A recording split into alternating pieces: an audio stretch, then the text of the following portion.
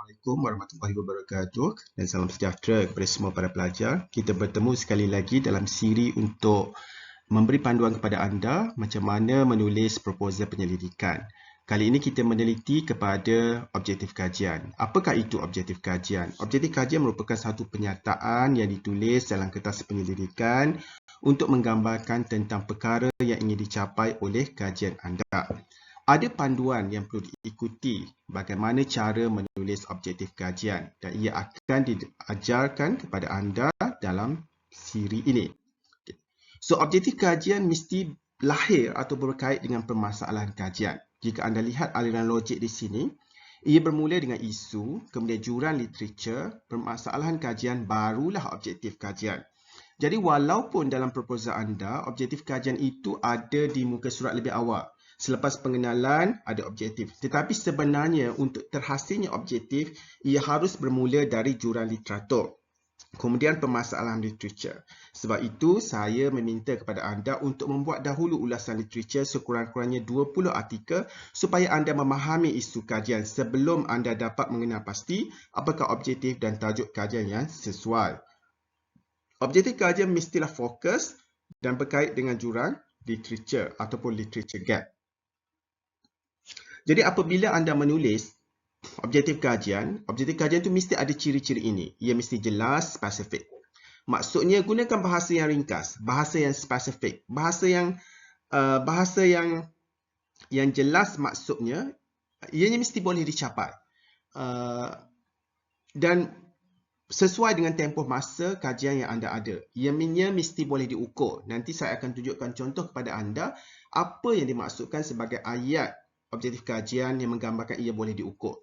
Dan ia mesti selari dengan objektif dan skop kajian. Maksudnya apabila kita baca pengenalan, skop kajian dan apabila kita baca objektif kajian, ia mestilah selari dengan latar belakang kajian anda. Maksudnya apabila anda ingin menulis pengenalan itu sudah memberi gambaran tentang apa yang akan ditulis dalam objektif kajian. Okey, jadi nak tulis objektif kajian ni, tulis simple sahaja, tulis dalam bentuk nombor. 1 apa, 2 apa, 3 apa. Tidak perlu tulis objektif kajian dalam bentuk esei. Kemudian bermula dengan kata kerja. Okey, bermula dengan kata kerja tindakan. Contohnya, gunalah salah satu daripada perkataan ini. Mengenal pasti, menganalisis, menguji atau menilai. Jadi kalau proposal anda, bila anda tulis objektif kajian itu, objektif kajian tidak bermula dengan kata kerja tindakan, bermaksud bahawa objektif kajian anda itu perlu dibaiki. Okay. Ini contoh. Contoh objektif kajian. Menganalisis hubungan antara penggunaan teknologi digital dan prestasi kewangan PKS. Okay. Kata kerja tindakan apa? Menganalisis. Okay. Apa analisis yang akan dibuat? Analisis tentang hubungan. Apa pun boleh ubah yang akan dikaji? Penggunaan teknologi digital dan prestasi kewangan PKS. Ini objektif kajian. Menganalisis hubungan antara penggunaan teknologi digital dan prestasi kewangan PKS. Ada kata kerja tindakan, ada jenis analisis yang akan dibuat, ada pemboleh ubah yang akan dikaji. Okay, sekarang kita lihat contoh yang kedua. Menguji pengaruh penggunaan teknologi digital terhadap prestasi kewangan PKS. Okay.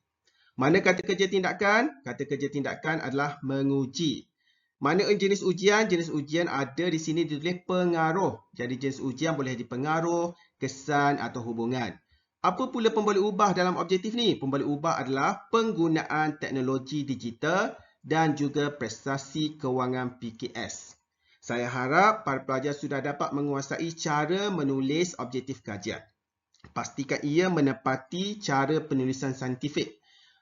Ringkas, tepat, jelas dan menggunakan kata kerja tindakan yang sesuai. Sekian, terima kasih.